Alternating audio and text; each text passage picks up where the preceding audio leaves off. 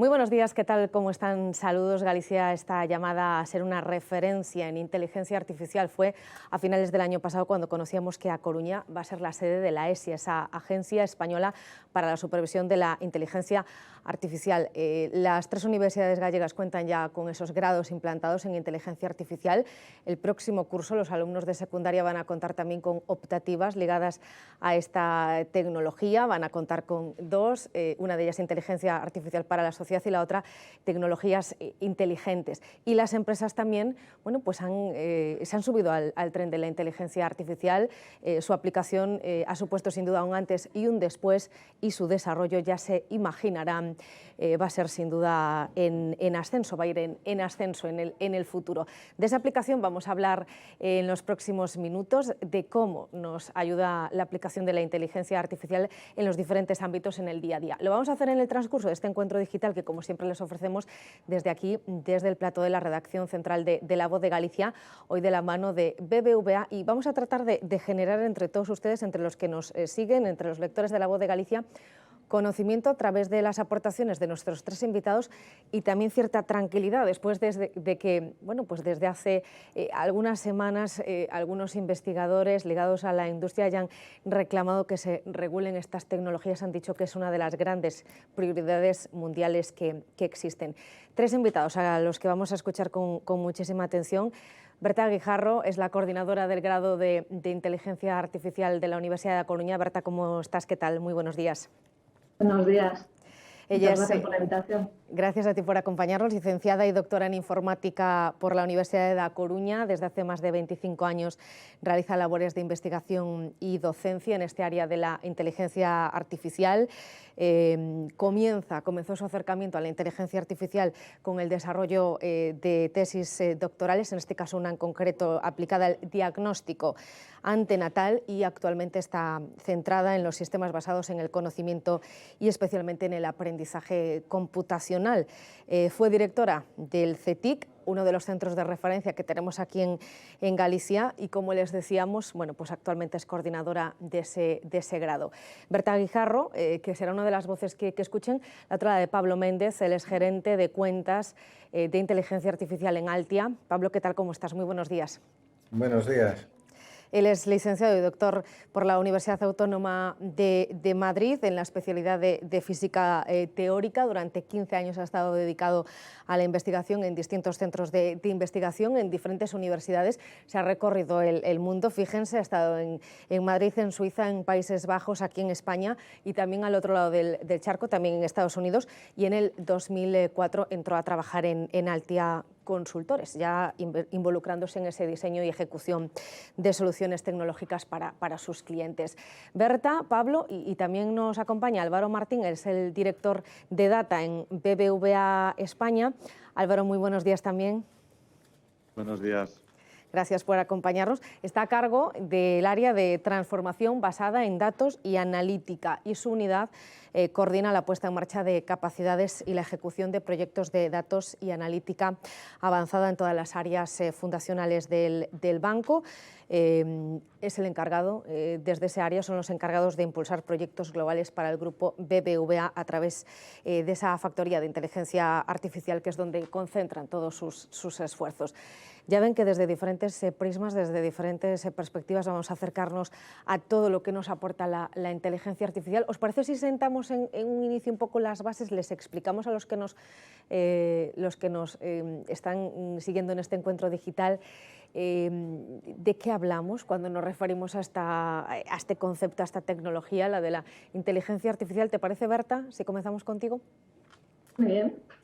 Pues bueno, yo creo que lo primero que tenemos que dejar claro es que, aunque es ahora cuando es una tecnología madura como disciplina, en realidad tiene más años, ¿no? Nace pues ni más ni menos que en los años 50 del siglo pasado.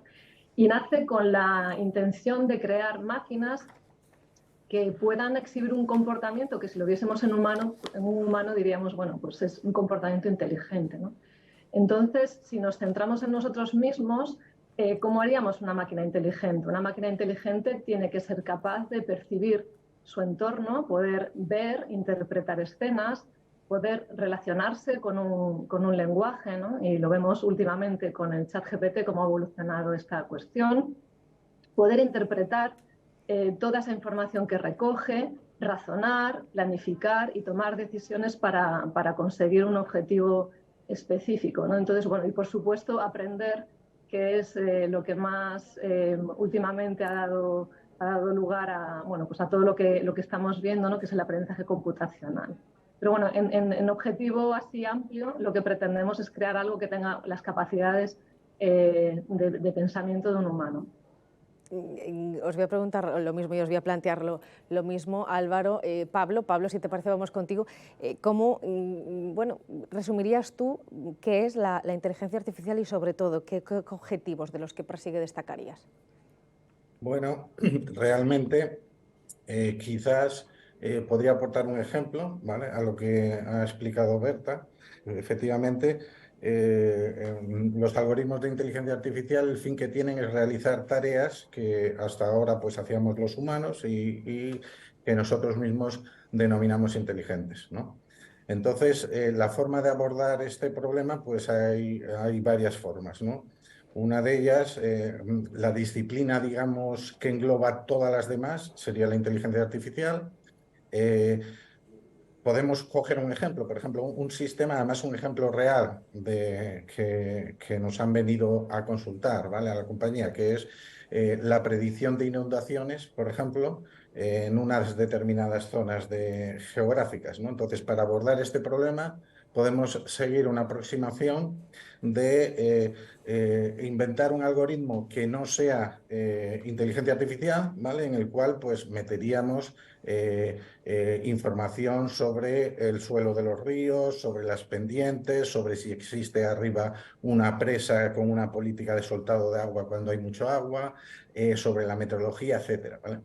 La inteligencia, una parte de esa inteligencia artificial es lo que es Machine Learning, que es una aproximación mucho más sencilla. En vez de meter todas estas reglas de negocios que son complejas, que pueden tener ecuaciones de hidrodinámica, de física, etcétera, un montón de factores que contribuyen, pues la aproximación es mucho más sencilla, es coger datos, ¿vale? Entonces, en este ejemplo, pues lo que cogeríamos serían los datos meteorológicos, que son los que más influyen en el problema de la inundación, en la predicción de la inundación, y pondríamos unos sensores en las cuencas de los ríos, ¿vale?, que nos fuesen tomando datos durante unos años de cuál es la relación entre las lluvias en zonas que están relacionadas con el caudal del río que estamos estudiando y, por otro lado, pues tomarían la medida de cuál es el caudal en esas condiciones. Entonces, lo que haría una disciplina dentro de la inteligencia artificial, que sería el Machine Learning o el aprendizaje automático, sería una aproximación mucho más sencilla. No voy a meter toda esa lógica, sino simplemente voy a meter los datos que he estado recogiendo durante estos 2 años y es capaz esta disciplina de hacer que la máquina aprenda, ¿vale? Este ejemplo sencillo es un ejemplo que se ha ejecutado, ¿vale? El primer papel de investigación que yo conozco sobre eso fue ya hace años en la Universidad de Texas.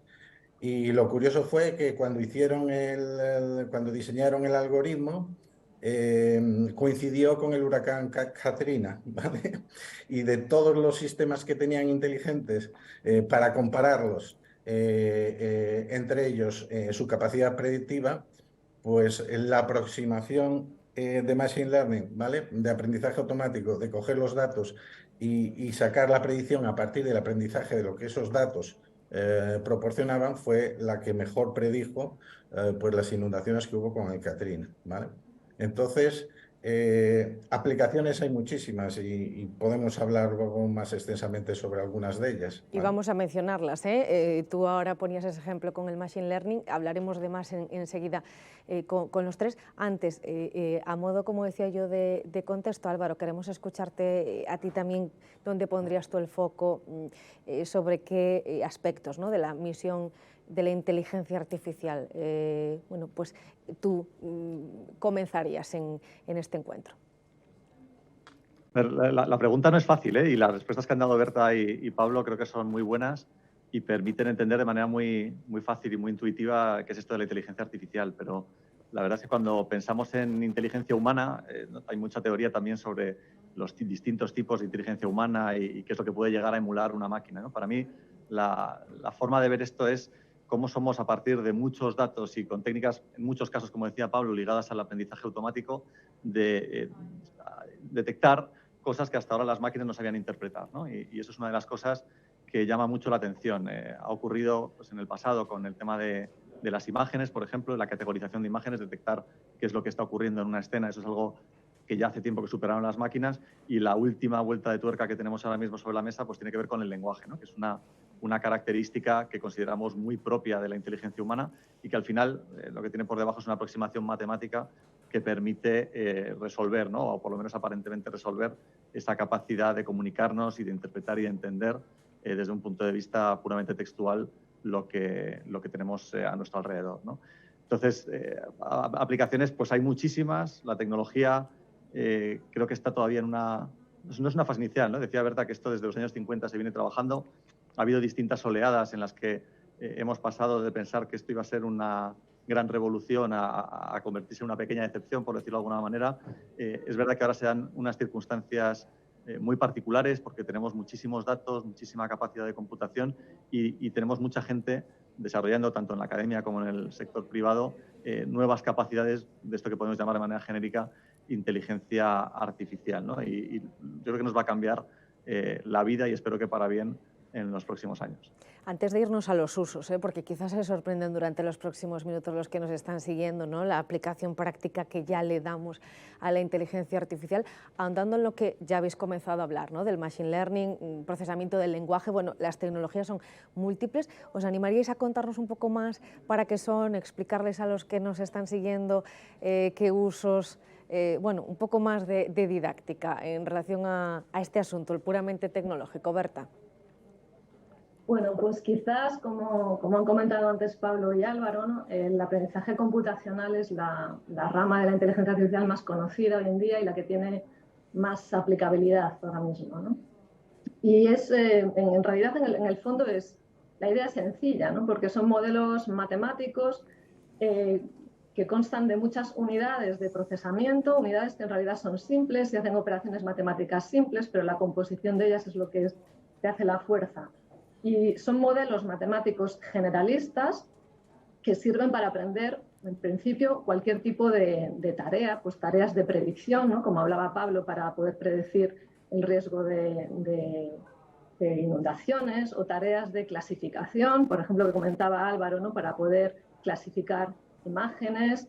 Estas tareas, estos modelos, lo que tienen es una serie de parámetros ajustables que se puede dar valores ajustados para que hagan la tarea para la que están siendo entrenados. La manera de entrenarlos es con datos, ¿no?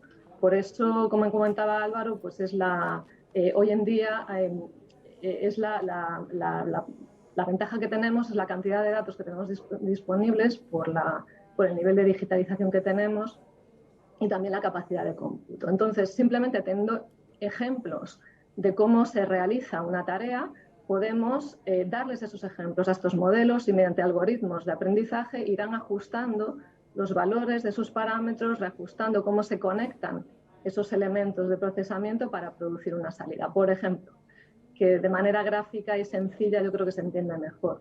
Si quisiésemos entrenar uno de estos modelos para reconocer animales en imágenes, tendríamos que darles muchas imágenes etiquetadas diciendo, bueno, pues aquí hay un gato, aquí hay un perro, aquí hay un caballo, y a base de ver esas imágenes y saber a qué se corresponden, a qué tipo de animal se corresponden, serían capaces automáticamente de ajustar ese modelo matemático de base para poder hacer una clasificación automática. Esto es lo que es el Machine Learning, así explicado de una manera un poco sencilla.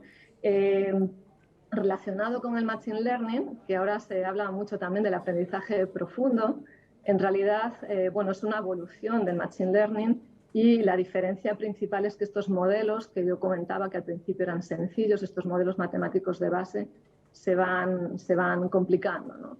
Se van añadiendo muchas más capas de estos elementos sencillos que procesan, y de ahí, bueno, la palabra profunda, ¿no? Porque tenemos muchas capas, mucha profundidad de capas para aprender. esta es la rama de la inteligencia artificial más conocida, ¿no?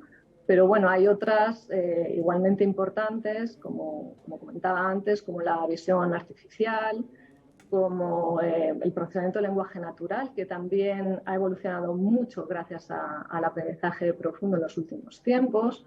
Pero también hay otras técnicas que no debemos olvidar, como comentábamos antes, también ha habido épocas de lo que se conocen como primaveras e inviernos de la IA, ¿no? En lo que una técnica parece que es la que va a sobresalir, entonces tendemos a olvidar las otras. Yo creo que esto no debemos hacerlo. Y hay otras técnicas que hablan de, bueno, pues cómo debemos hacer sistemas que razonen, por ejemplo, haciendo razonamiento temporal, o que hablan de la inteligencia colectiva, cómo conectar diferentes sistemas inteligentes para que consigan un objetivo común. Y en todo esto, bueno, pues se trabaja dentro de la IA. No sé si ya comenzaban a hablarnos, ¿no? Tanto Pablo como Álvaro también hace unos instantes de estas técnicas, de esta aplicación tecnológica. En tu caso, Pablo, hablabas de ese ejemplo, ¿no? Mencionabas ese ejemplo de predicción de inundaciones. ¿Algo más sobre este asunto, sobre la parte puramente tecnológica?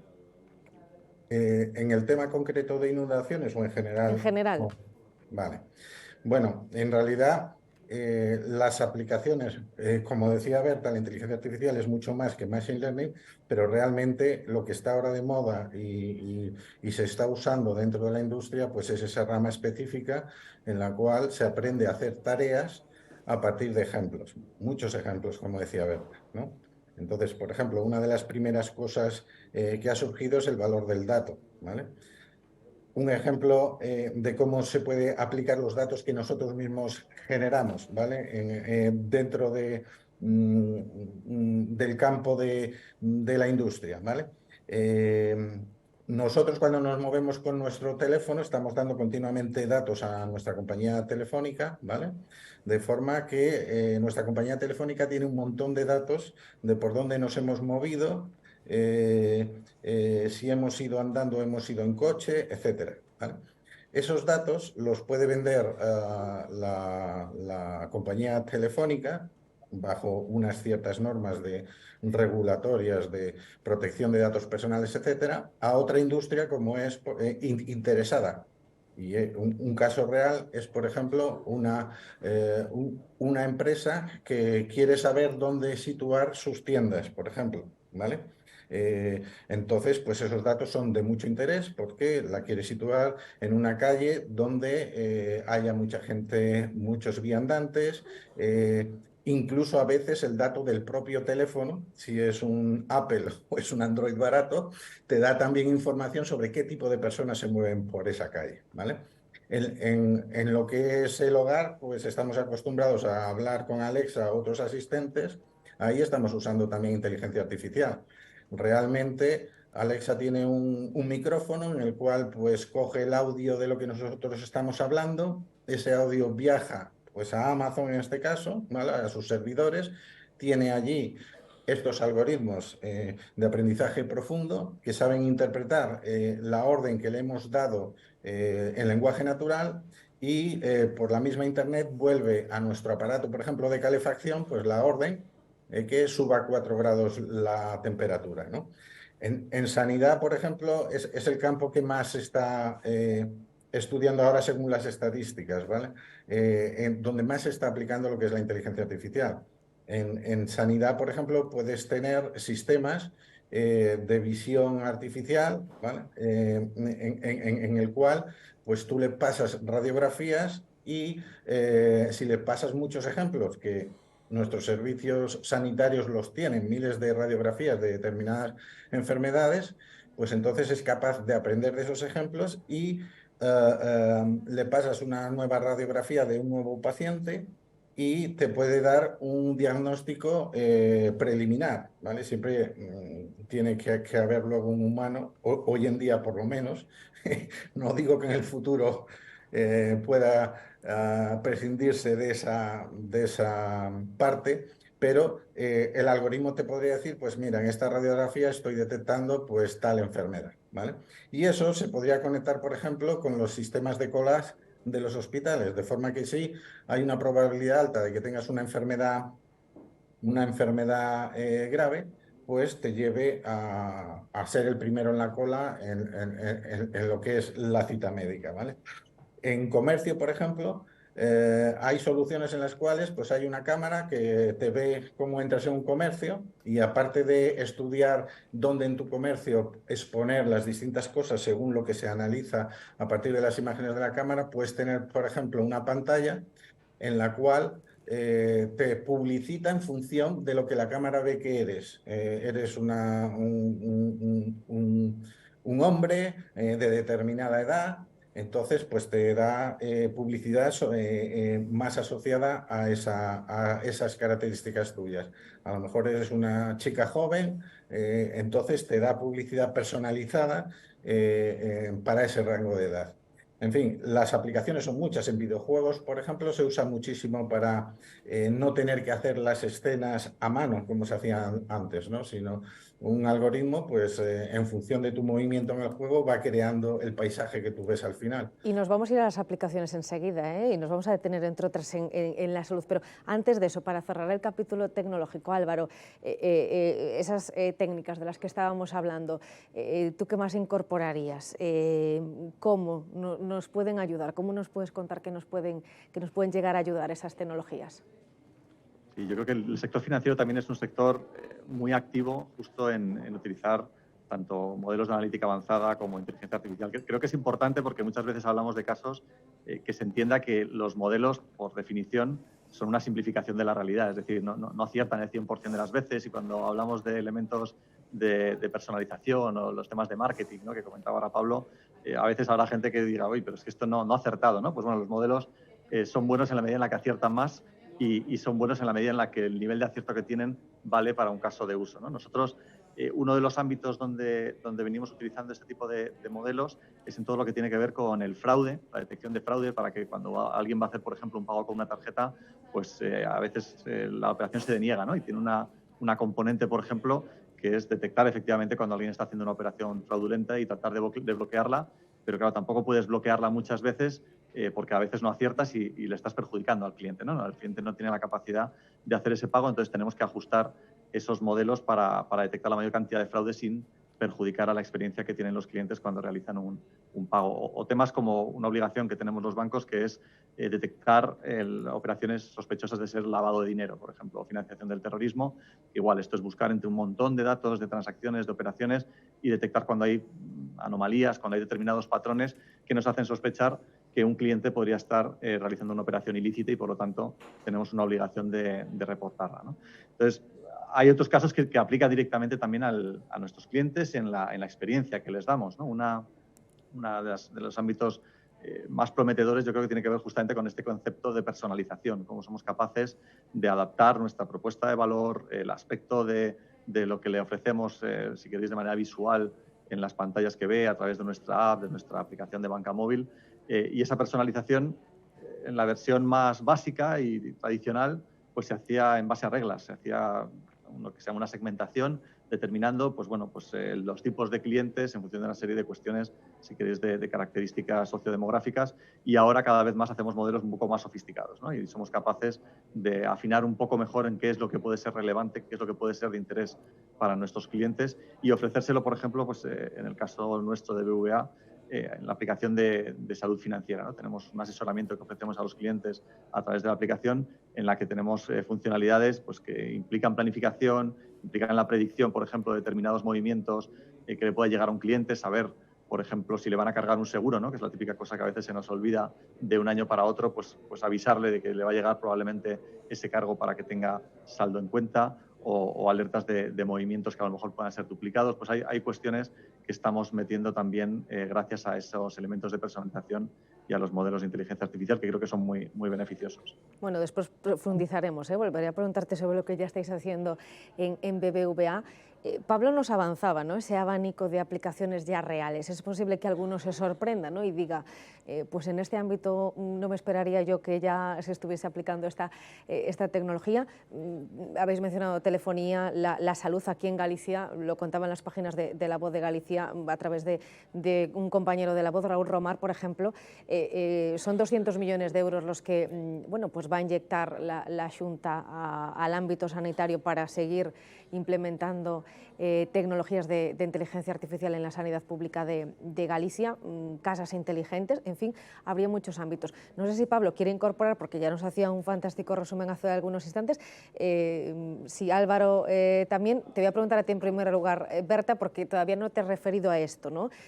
¿Nos sorprenderíamos, tú crees, sobre qué destacarías, qué ámbitos destacarías, de dónde se está aplicando ya la inteligencia artificial, ¿no? Y que afecta a nuestro día a día, a nuestras vidas? Claro, la inteligencia artificial, igual que la natural, es muy transversal, ¿no? Entonces, allí donde podamos llegar con la técnica, pues vas a encontrar una solución de inteligencia artificial que intenta hacer algo, ¿no? A nivel cotidiano, digamos, bueno, pues algunos usos que ya se han comentado, ¿no? Pues domótica, los traductores, por ejemplo, a mí me parece algo pues muy interesante, ¿no? Y muy útil. Todos tenemos ya disponibles en nuestro móvil un traductor que simplemente con enfocar la cámara pues es capaz de hacernos la traducción de un texto casi de cualquier idioma al nuestro, ¿no? Tenemos también traductores vía web, por ejemplo, que son muy útiles a la hora también de traducir y que han mejorado muchísimo en los últimos años. Yo creo que ahora son realmente buenos. Cuando consultamos cualquier cosa por Internet, una plataforma de contenidos, pues los sistemas de recomendación, los que se encargan de recomendarlos, no solo de qué recomendarlo, de qué recomendarnos, sino de cómo recomendárnoslo, también están basados en inteligencia artificial, ¿no? Pues cuando accedemos a plataformas de contenidos de películas, cómo hacen la selección de lo que nos puede gustar y cómo nos presentan la carátula específica para que a cada uno de nosotros nos guste esa película, ¿no? Las publicaciones digitales, ¿no? Como la prensa, pues muchas publicaciones digitales adaptan su portada al perfil del lector, ¿no? Entonces, bueno, podemos encontrar, yo creo que IA, inteligencia artificial, hoy en día a nivel cotidiano en muchísimas cuestiones. El mantenimiento predictivo de los coches, por ejemplo, ¿no? Antes siempre, bueno, pues teníamos que llevar el coche a la revisión cada X mil kilómetros y aquello era fijo, y quizás en el taller tenían la bondad de decirnos que todavía no hacía falta y que volviésemos en unos meses, pero ahora está adaptado. Entonces vamos viendo cómo se van degradando los componentes, sistemas capaces de ajustar cuando se debe de realizar un cambio o una revisión.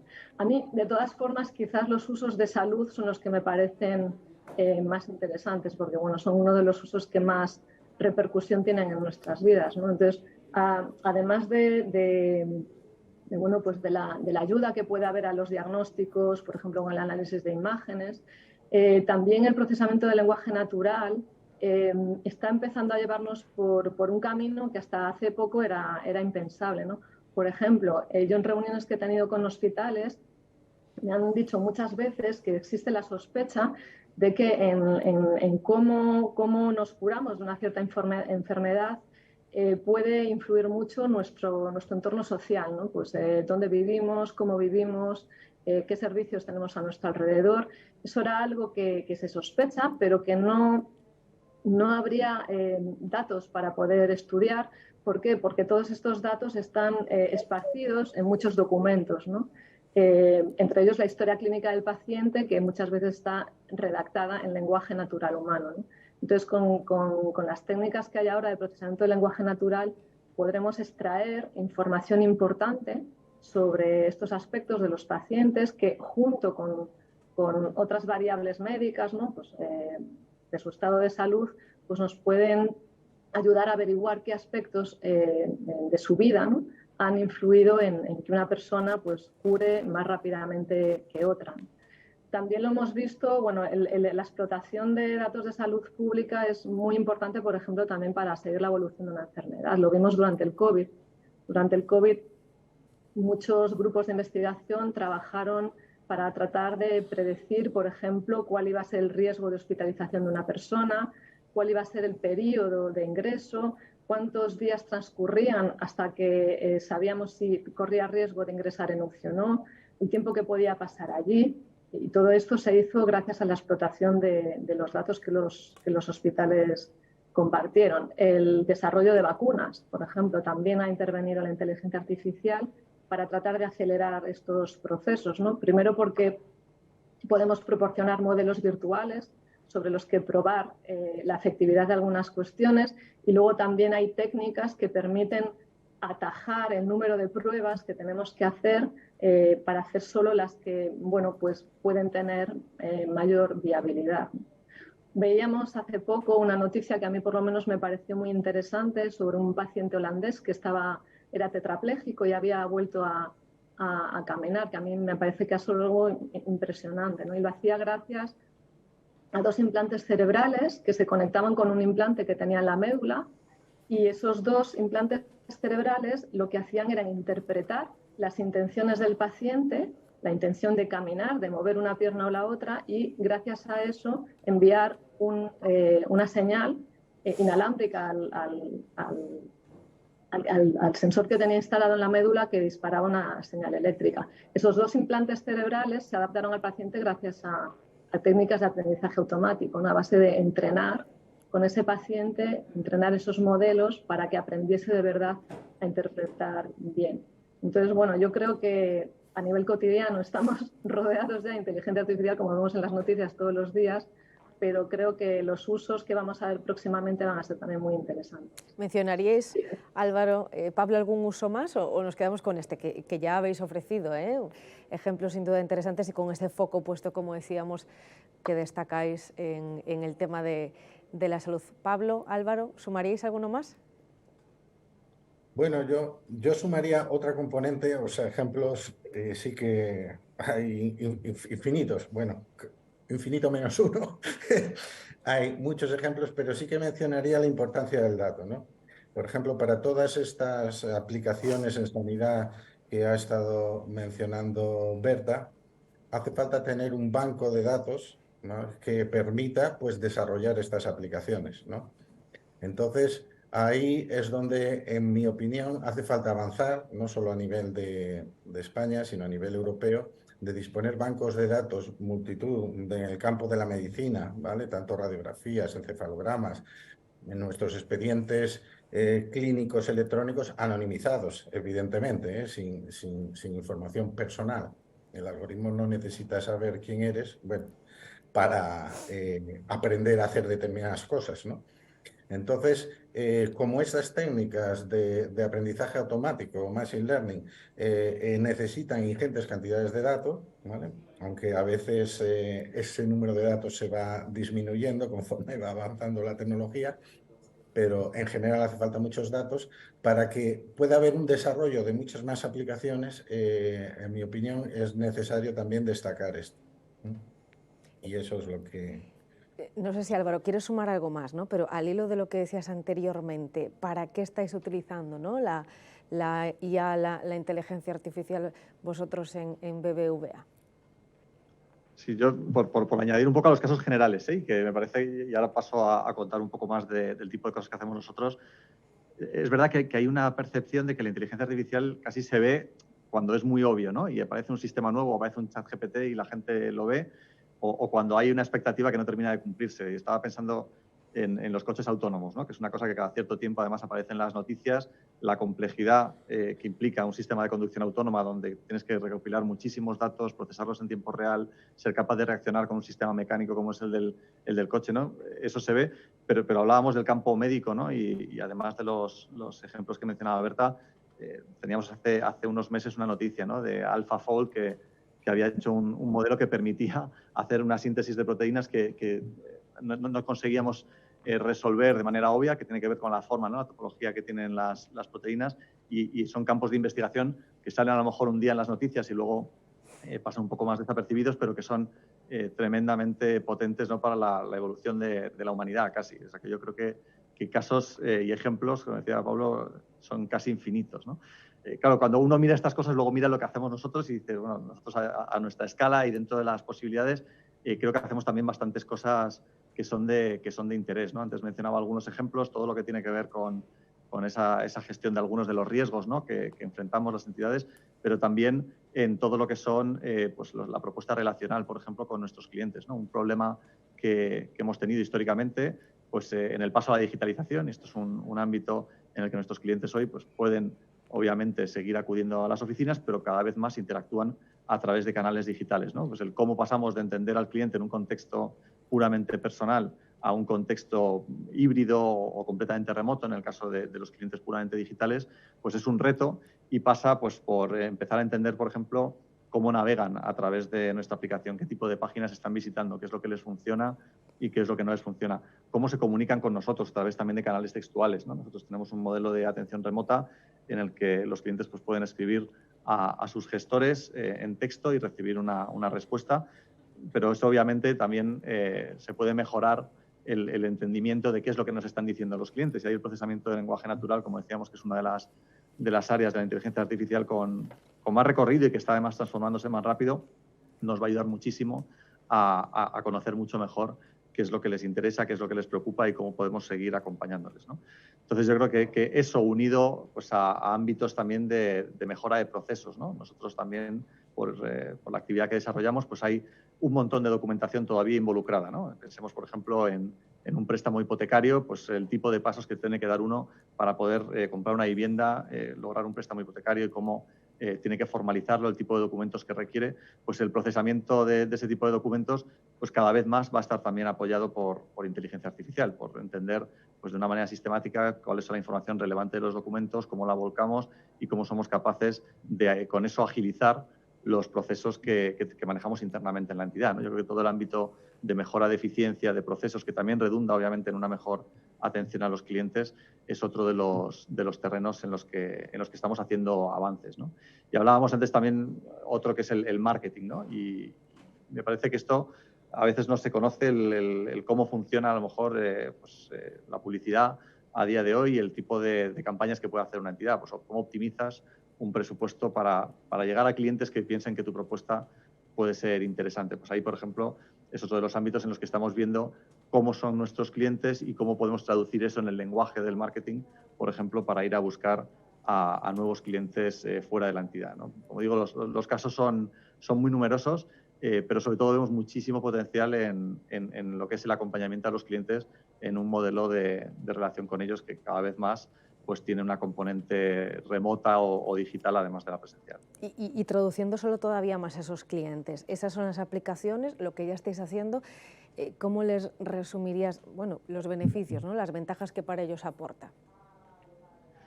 Pues yo creo que hay un beneficio de personalización que hablábamos antes. El primero es que se va a sentir que el banco es mucho más próximo a los clientes y a entenderlos. Yo creo que hablábamos de inteligencia artificial como esa forma de empatizar o de generar un nivel de conocimiento contextual, ¿no? muy ligado a lo que es capaz de hacer un humano. Yo creo que todos, en la relación con distintas empresas o con las administraciones, tenemos muchas veces esa sensación de pero ¿por qué me preguntan esto si deberían saberlo ya de mí, ¿no? Y eso parte, obviamente, como decía Pablo, de que existan los datos y que exista información de base para entender qué es lo que está ocurriendo, pero luego desarrollar modelos con mayor o menor sofisticación que interpreten eso, ¿no? Y yo creo que esa idea de que los clientes sientan cada vez más que el banco les entiende y que los conoce, yo creo que es lo primero que van a percibir de manera obvia, ¿no? Y lo siguiente es la agilidad. Yo creo que todo lo que pueda ser una operativa con una entidad financiera, pues tiene que ser mucho más ágil, ya sea en un canal de autoservicio, pues encontrando que las operaciones más frecuentes que uno realiza, pues aparezcan a lo mejor en la portada, ¿no? de la aplicación y que uno directamente con un clic llegue a lo que quiere hacer y que seamos capaces de identificar eso y por lo tanto la conveniencia y la facilidad de uso pues va a ser mucho mayor para los clientes. Pero en otros casos pues tiene que ver con la capacidad de respuesta, como digo, a problemas un poco más complejos y que requieren primero hacer una primera interpretación, un primer filtrado, para luego llevarlos a la persona que mejor se lo puede resolver, porque al final, pues digamos que hay distintos especialistas que pueden atender necesidades distintas del cliente y tenemos que saber cómo llevarlo. Por lo tanto, mejor atención, personalización, esa parte es la que creo que los clientes van a notar más. El tema de la seguridad, Álvaro, es importante, ¿no? Yo aludía en el inicio a esa carta enviada por unos 300 investigadores. Hay quien cree pues que incluso, ¿no?, esta tecnología podría superar esa capacidad intelectual humana. Álvaro, a quien tenga esa cierta preocupación por lo relativo a la seguridad, ¿tú qué le dirías? A ver, lo primero es que los riesgos existen y que quizá ha sido un poco un toque de atención en un momento en el que nos encontramos ante una pequeña revolución, ¿no?, con los modelos generativos, que son estos, los ChatGPTs y este tipo de modelos que están ocupando las portadas todos los días. Lo que pasa es que los riesgos no pueden hacer que no seamos capaces de seguir progresando, porque el beneficio, y como venimos hablando a lo largo de esta charla, es muy grande el beneficio que puede existir, y por lo tanto la estrategia de mitigación de riesgos probablemente no se pueda parar el desarrollo de la inteligencia artificial, pero es que además la respuesta en muchos casos quizás esté en la propia inteligencia artificial, el cómo detectamos, ¿no? Uno de los ámbitos, por ejemplo, que viene generando problemas en los últimos años, se habla de las fake news y todo el tema de la desinformación, pues la respuesta hasta hoy ha sido muy basada en humanos, y ha sido pues, las grandes compañías de Internet manejando censores de contenidos, tratando de hacer moderación. Es un sistema que escala regular y que en muchos casos pues genera problemas, ¿no? Pues puede haber modelos que también ayuden, por ejemplo, en esa gestión. Yo creo que tenemos que ser cautos, tenemos que ir viendo cómo se puede ir mitigando cada uno de los riesgos que aparecen, de actores malignos que hagan uso de estas tecnologías. Hemos visto también con los temas de los deepfakes, ¿no? Por ejemplo, que ocurre en algunos ámbitos. Los ámbitos de ciberseguridad, pues seguro que vamos a encontrar nuevos vectores de ataque, pero eso no puede inhibir el desarrollo de una tecnología con tantísima promesa y tantísima capacidad. Ahora, eso implica una responsabilidad muy fuerte en quienes empleamos tecnologías de analítica avanzada, inteligencia artificial en nuestra actividad, ¿no? Y eso pues implica, obviamente, ajustar todos los marcos de gestión del riesgo que tenemos, ser capaces de identificar, pues como digo, nuevas vulnerabilidades o nuevos problemas que puedan surgir, tener esquemas de gobernanza internamente que permitan monitorizar si estamos haciendo un buen uso o no, si estamos generando algún tipo de problemas, si estamos incurriendo en sesgos, ¿no? con modelos que no sean justos para algún colectivo. Ese tipo de monitorización es otra de las cosas que podemos hacer y que se tiene que hacer para poder seguir avanzando de una manera positiva y con los grandes resultados que creo que esto está trayendo. Bueno, aquí en Galicia aspiramos a ser en referencia. Saben que la ESIA va a contar con sede aquí en nuestra comunidad en A Coruña. Berta, Pablo, contamos con el CITIUS, el CETIC, ITG, con el Instituto Tecnológico de Galicia, con muchas empresas tecnológicas apostando por esto. ¿Qué potencial veis que tenemos Galicia, España, con respecto a otros países del mundo? Berta. Bueno, quizás, claro, España forma parte de Europa y el marco europeo también nos afecta, ¿no? Entonces, quizás podríamos empezar por un análisis algo más global, ¿no? Comparando las tres potencias mundiales en inteligencia artificial, que son China, Estados Unidos y Europa, porque bueno, nosotros como país europeo pues nos vemos afectados por esta situación, ¿no? Entonces, la situación de partida no es mala, tanto en Estados Unidos como en Europa ha habido una tradición de investigación y ahora que las tecnologías están maduras, pues de desarrollo de inteligencia artificial, por lo tanto tenemos referentes científicos y un pozo interesante. La diferencia es que Estados Unidos sí que tiene grandes empresas como Amazon, Meta, Google, que tienen un músculo financiero y tecnológico muy importante y son las que están lanzando las noticias que últimamente vemos en todos los medios, ¿no? Y Europa carece de estas grandes empresas. Si nos comparamos con China, por ejemplo, también estamos en cierta ventaja en cuanto a los años que llevamos trabajando en la tecnología, porque China, por cuestiones ideológicas, no trabajó en nada relacionado con la cibernética hasta hace relativamente poco. Pero es cierto que ahora son muy conscientes del potencial que tiene la inteligencia artificial y desde hace unos años están invirtiendo cantidades ingentes de dinero en fortalecer estas cuestiones dentro del país, ¿no? La ventaja también que tenemos como europeos, que no tenemos ni las empresas grandes de de Estados Unidos, ni el músculo financiero chino, es que hemos sido los primeros en preocuparnos por la regulación, ¿no? Y estamos viendo, en Europa se lleva trabajando en la regulación desde 2018 de una forma bastante seria, ¿no? Y sin muchos miramientos. En Estados Unidos lo han pensado más, pero últimamente también empiezan, bueno, todas estas campañas, ¿no? de alarma que ha habido recientemente, pues vienen en parte de allí, ¿no? Entonces, la ventaja que podemos sacar es el tiempo que llevamos regulando y el tipo de IA que se ha pretendido hacer en Europa y, bueno, en consecuencia en España, ¿no? Que es una IA más centrada en el humano, se llama así, en la que lo que intentamos es potenciar las características de los humanos, hacernos mejores, ¿no? Pero no prescindir totalmente de nosotros mismos. Ya si miramos dentro del país, bueno, pues el nivel de implantación de inteligencia artificial, lo que dicen las estadísticas es que no lo tenemos malo. Es muy mejorable porque creo que los últimos números hablaban de algo más del 10% en empresas de más de 10 empleados y de alrededor del 5% en empresas más pequeñas, pero es comparable a empresas de nuestro entorno y bueno, teniendo en cuenta que realmente las tecnologías han sido maduras desde hace poco, pues no son malos números.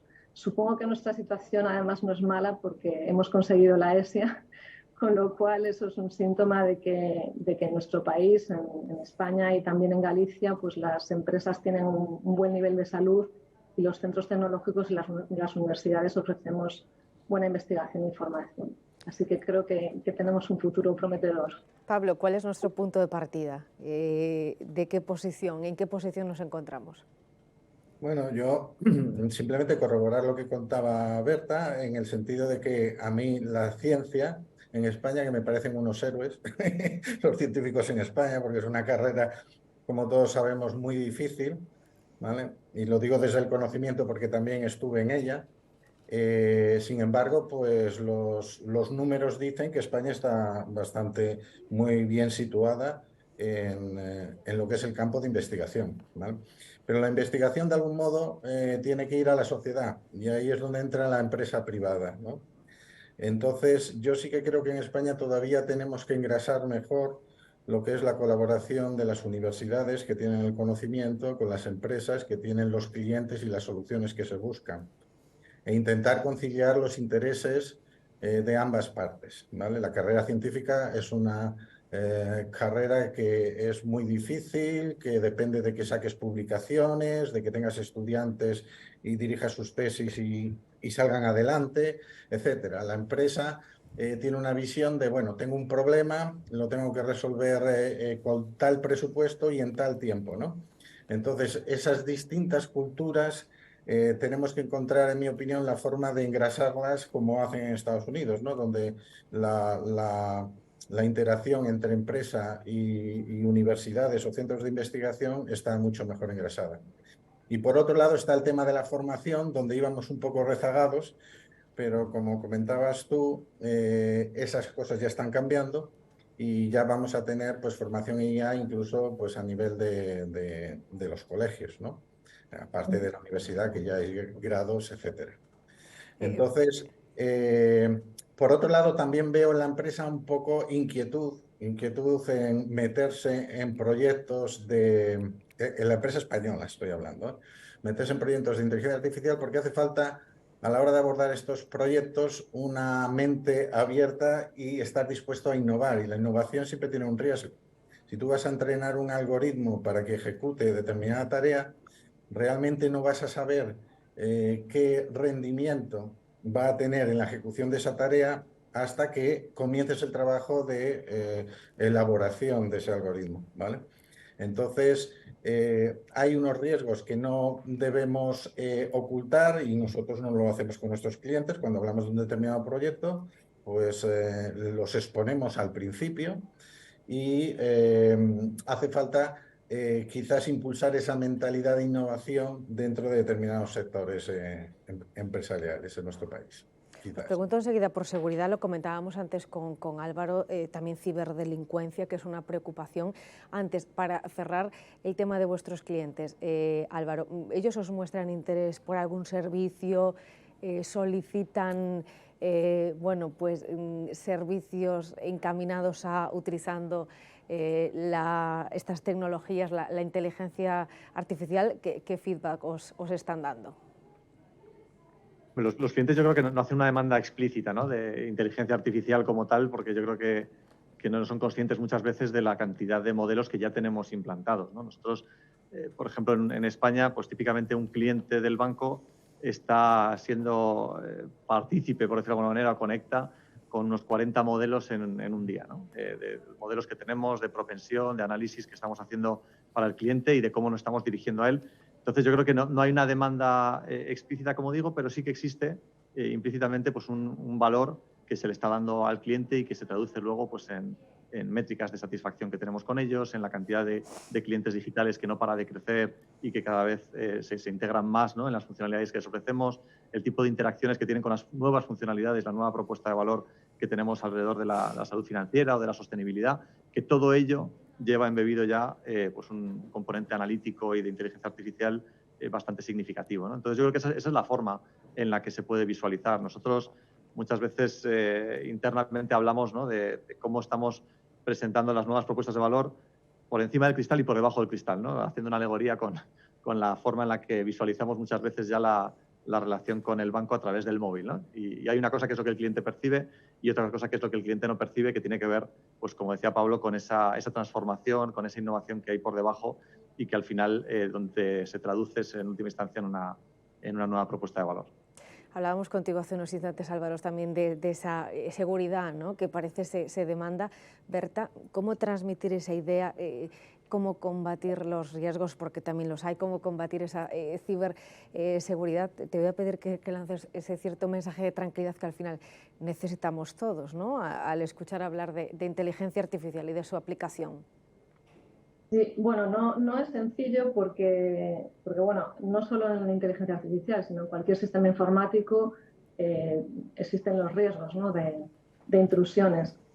Por un lado, la inteligencia artificial también puede ayudar a combatirlos, porque bueno, hay sistemas que se entrenan para, pues un poco en la línea de lo que decía antes Álvaro, de que puedes detectar fraudes en un banco, pues aprendiendo el modo de funcionamiento normal y viendo que hay movimientos anormales, pues también se puede con inteligencia artificial poder ver cuál es el funcionamiento normal de un sistema informático y ver cuándo se ha producido una comunicación o un intento de comunicación que se ha salido del patrón.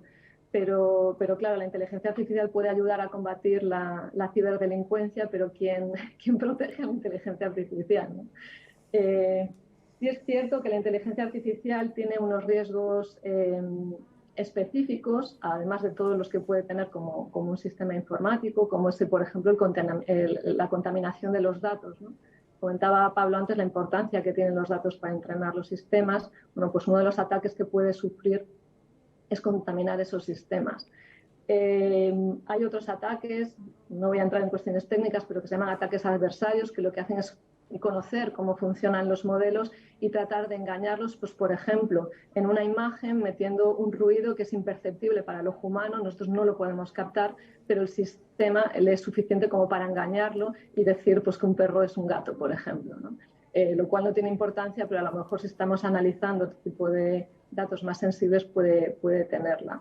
¿Qué podemos hacer contra esto? Pues hacer nuestros sistemas lo más seguros posibles y legalizar, regular con la ley.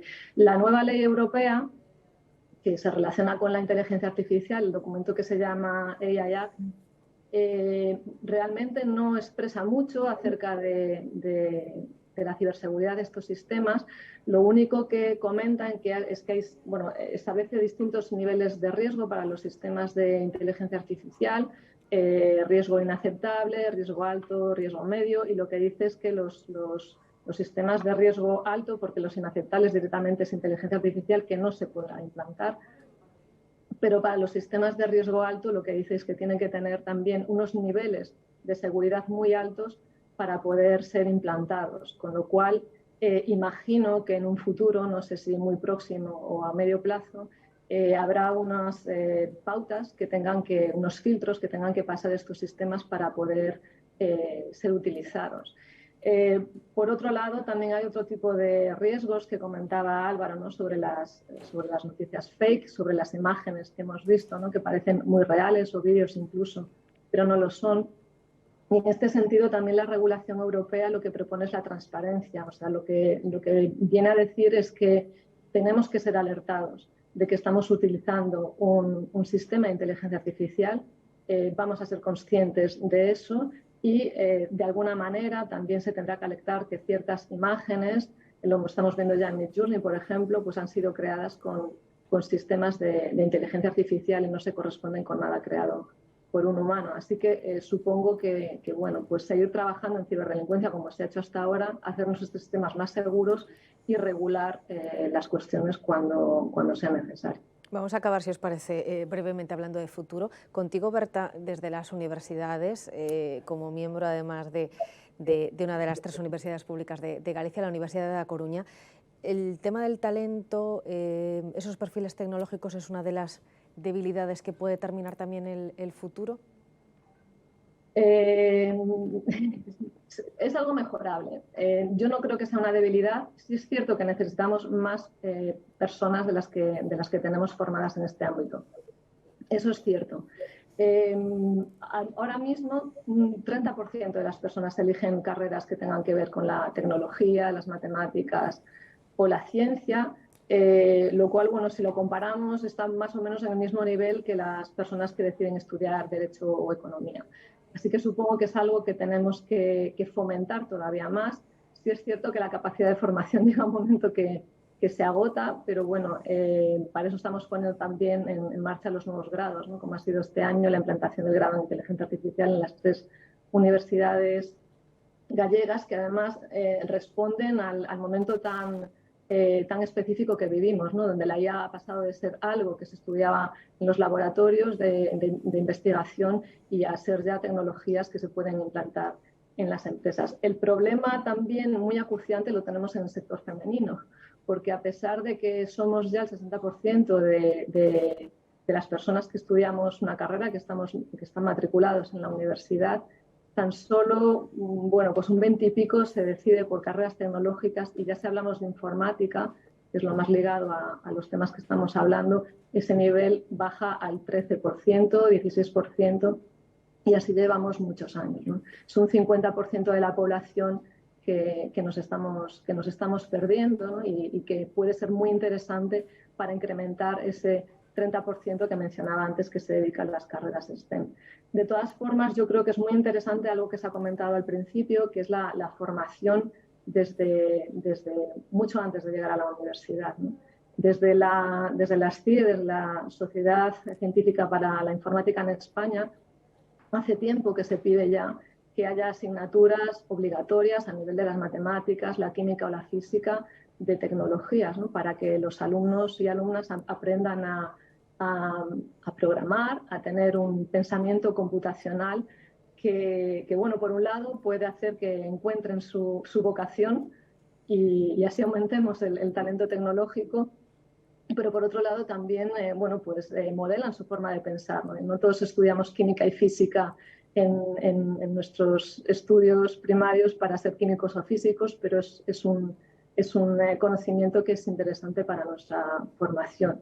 Y luego ya, por último, otra cosa que tampoco estamos haciendo del todo y que yo creo que también sería muy interesante, incluso desde las universidades, es fomentar la formación para toda la vida. Es decir, no solo centrarnos en captar al estudiante que tiene 18 años y formarlo en una carrera tecnológica, sino, ¿por qué no ofrecer oportunidades para la reconversión de perfiles, ¿no?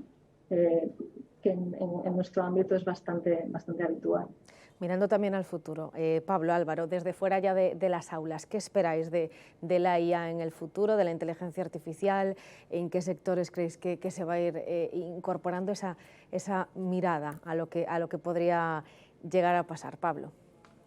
Bueno, hablando del futuro, por ejemplo, vamos a ver cómo, o ya lo estamos viendo, cómo la propia inteligencia artificial se usa para mejorar la inteligencia artificial, ¿vale? Hay trabajos, por ejemplo, que se utilizan para mejorar la matemática que usan estos algoritmos por debajo, el cálculo matricial, etcétera, ¿vale? O incluso para diseñar chips diseñados específicamente para ejecutar algoritmos de inteligencia artificial.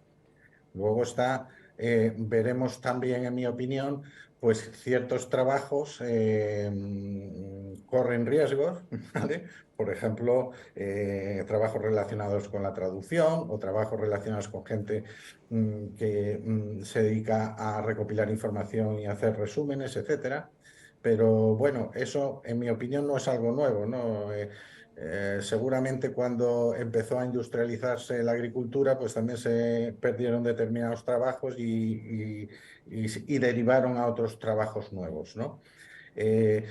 La normativa, que es muy necesaria y enlazando otra vez con la ESIA, nosotros tenemos clientes que quieren ya integrar GPT-4 en sus sistemas de producción digitales, ¿vale? Entonces, es necesario consolidar y que finalmente lo que es la normativa europea pues quede aprobada y existan organismos supervisores como la AESIA, ¿no? También veremos muchos más productos de inteligencia artificial que cada día salen nuevos, pues va a ser mucho más masivo. Y también habrá que considerar el problema geopolítico que esto pueda conllevar. Como decía Berta, pues casi todo la potencia de nuevos productos lo llevan compañías principalmente en Estados Unidos, ¿no? Como Google, como Amazon, como Azure, Microsoft, perdón, etcétera. Y eso, pues si metemos estos servicios, integramos estos servicios en nuestro sector productivo, pues ahí tenemos un riesgo, ¿no? Ahora nos llevamos bien, pero a lo mejor dentro de unos años nos podemos llevar no tan bien, ¿no? Y bueno, pues básicamente por ahí veo yo el futuro. Y acabamos contigo, Álvaro. No sé cómo ves tú el futuro. ¿Qué crees que nos puede traer, que nos va a traer la inteligencia artificial? Bueno, yo creo que nos va a traer muchas cosas buenas, lo hemos hablado durante toda la conversación. Creo que en el corto plazo, además, vamos a ver muchísima oportunidad para mejorar muchas profesiones. Vamos a tener acompañamientos de la inteligencia artificial que nos van a hacer más productivos, que nos van a permitir llegar más lejos. Y eso creo que va a ser tremendamente positivo. Obviamente, los riesgos que mencionábamos hay que gestionarlos, no podemos olvidarnos de que existen, pero la parte neta de toda esta revolución creo que va a ser muy positiva y nos va a traer cosas buenas para todos.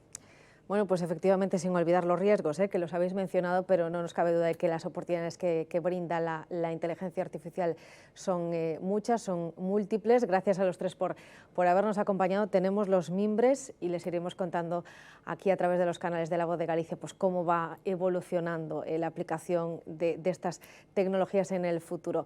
Berta Guijarro, coordinadora del grado de Inteligencia Artificial de la Universidad de A Coruña, gracias por habernos acompañado. Gracias a vosotros.